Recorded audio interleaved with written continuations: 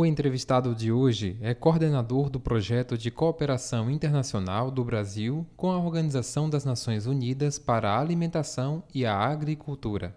A atuação internacional e estratégias da FAO estão entre as suas atividades. A FAO desenvolve estratégias e debates com o objetivo de combater a fome e a pobreza. No Entre um Café Uma Prosa de hoje, recebemos o economista Ronaldo Ferraz. Ele trabalha na organização. Olá, seja bem-vindo à TV Caatinga. O senhor é coordenador do projeto de cooperação Sul-Sul. Explica para a gente o que é esse projeto e como está a atuação da FAO no combate à fome no Brasil e no mundo. De fato, eu sou coordenador de um projeto, é um projeto de cooperação Sul-Sul trilateral. Isso é importante colocar essa questão do trilateral, porque é um projeto desenvolvido entre o governo brasileiro por intermédio da Agência Brasileira de Cooperação, a FAO e terceiros países. Esses terceiros países seriam países da América Latina e o Caribe.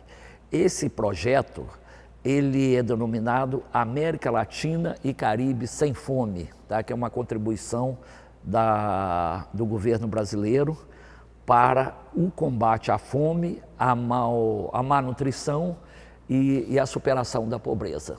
E essa iniciativa que estamos desenvolvendo aqui no semiárido, que é esse intercâmbio de conhecimento com países do corredor centro-americano, mais especificamente Guatemala, Honduras e El Salvador, e também outros países convidados, aí, Colômbia e Argentina, se insere no âmbito deste projeto, que vamos chamar, é um projeto guarda-chuva, que contempla projetos país e atividades regionais, como é o caso desse intercâmbio. A FAO, ao longo dos 40 anos de atuação no Brasil, tem envidado esforços para apoiar, para fortalecer ações do governo, da sociedade civil e mesmo da iniciativa privada no âmbito da dimensão da segurança alimentar e nutricional. Falando em segurança alimentar e nutricional, em relação às pesquisas que são desenvolvidas, na análise do senhor, o que deve ser feito para que os resultados dessas pesquisas cheguem de fato aos produtores, né? Principalmente os pequenos produtores? Bem, eu acho que tudo de fato começa pela pesquisa e pelos estudos, né? Agora, é fundamental que essas pesquisas cheguem ao público-alvo, né? que são os produtores, para que eles possam aplicá-las na prática, né?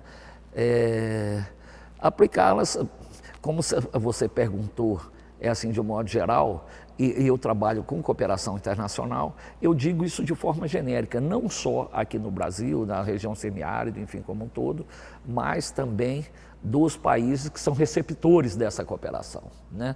No sentido prático, diria, como por exemplo a questão da água, que é o que estamos tratando aqui, que eles tenham conhecimento dessas pesquisas até para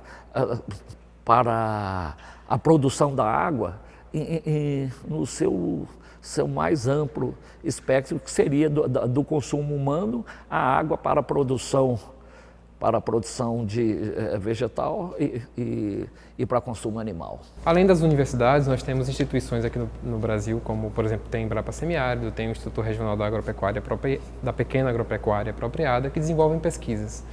Como funciona esse trabalho de divulgação e de cooperação dos resultados dessas pesquisas? A cooperação técnica no Brasil, ela é coordenada pela Agência Brasileira de Cooperação, mais conhecida como ABC, que é um órgão do Ministério das Relações Exteriores do Brasil, e essa agência de cooperação é responsável pela coordenação, execução, desenvolvimento e mesmo monitoramento de toda a cooperação do Brasil com o exterior, seja essa cooperação recebida, que o Brasil ainda é um país receptor de cooperação, mas principalmente como prestador de cooperação, que aí eu diria mais uma cooperação voltada os países latino-americanos, caribenhos e mesmo países africanos.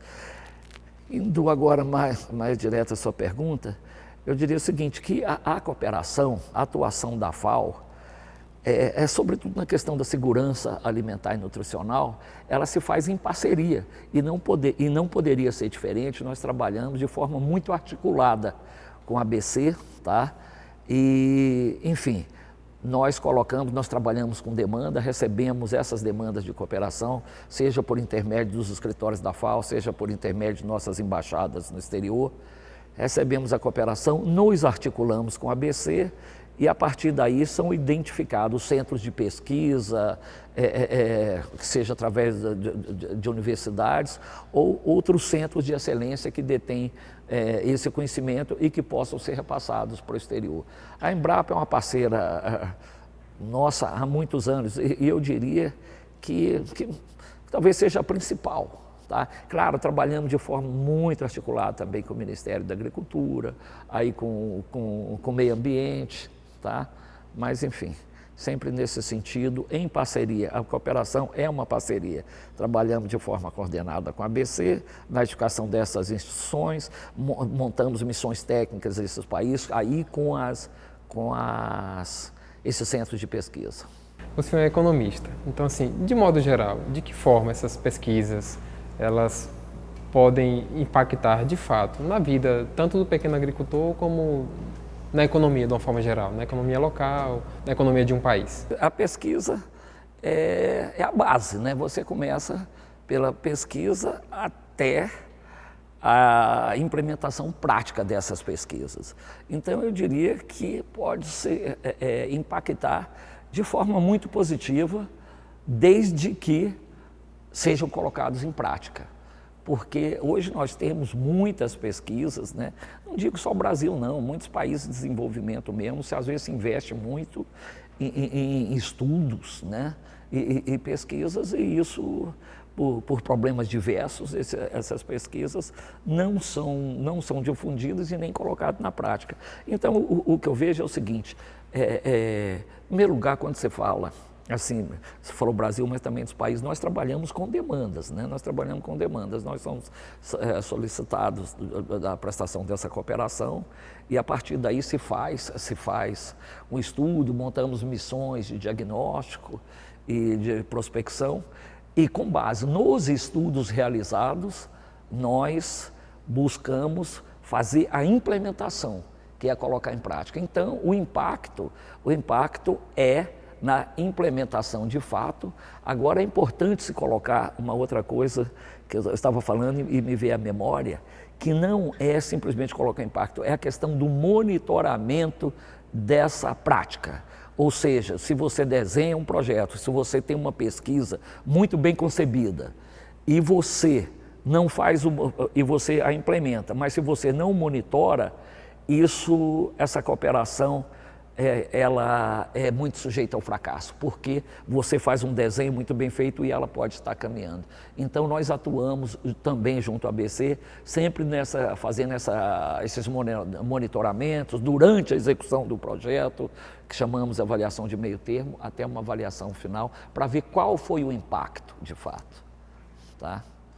Agora, eu te digo, só complementar, que o tema é tão amplo, o impacto para você medir um impacto, você não mede o impacto assim que termina o projeto.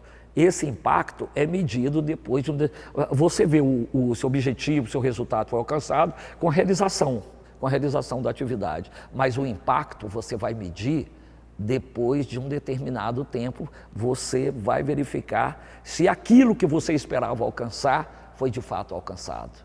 Que não é só capacitar, não é só treinar.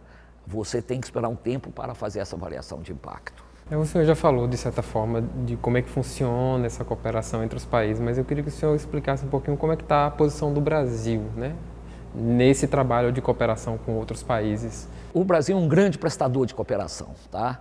Devido a nossa expertise que nós temos, que é muito grande. O Brasil investiu muito em pesquisas, em centros tecnológicos, que hoje nós podemos chamar até centros de excelência. Nós temos vários no Brasil. A Embrapa é uma referência no mundo. De fato, quando eu falo assim, eu estou focando muito na questão da América Latina e Caribe, mas a Embrapa é referência no mundo, mesmo na França, que é um país fortíssimo nisso aí. Então, a Embrapa, e também temos outros centros de excelência em várias outras áreas. Eu cito, por exemplo, o pessoal do Senai com o qual o Brasil trabalha muito fortemente na questão da formação profissional. Então, eu diria que o Brasil é um país que eu diria altamente qualificado e capacitado para prestar essa cooperação. E nós somos realmente muito demandados por esses países latino-americanos. E como aqui é uma cooperação que nós estamos começando a desenhar, esse é um primeiro contato. Temos aqui Guatemala, Honduras, El Salvador, que era a proposta inicial.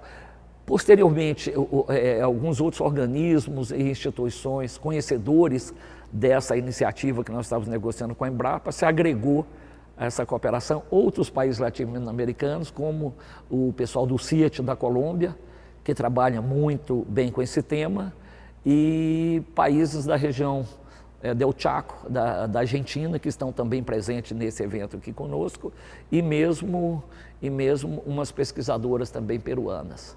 Ou seja, você vê que nós somos muito demandados e graças a esse trabalho que nós estamos desenvolvendo aí com a ABC, com a Embrapa e outros centros de pesquisa, nós somos muito bem sucedidos nisso e temos de fato uma larga experiência para ser compartilhada. A gente agradece ao senhor por essa entrevista. Para finalizar, quais são os principais desafios do combate à fome no mundo e quais são as iniciativas que servem de modelo atualmente? Se bem que, eu diria, hoje o Brasil saiu do mapa da fome, né? Graças a Deus, mas nós temos ainda cerca de 5 milhões, apesar de termos saído do mapa da fome, 5 milhões que ainda passa fome no Brasil, sobretudo diria a população mais jovem, crianças, né? Mas nós temos muitas iniciativas no Brasil que estão sendo desenvolvidas nesse tema. É um tema, enfim, que é uma preocupação de todo o governo brasileiro e mesmo da FAO, que está totalmente envolvida nesse tema. Esse é o nosso foco, a questão da segurança alimentar e nutricional, né? Então eu poderia dizer algumas iniciativas desenvolvidas em FAO com o governo brasileiro que estão sendo repassadas a esses países que nos demandam. Uma que eu diria é a questão da alimentação escolar. Hoje é um programa muito bem sucedido no Brasil e todo esse trabalho desenvolvido aqui está sendo repassado e com bastante sucesso para esses países latino-americanos.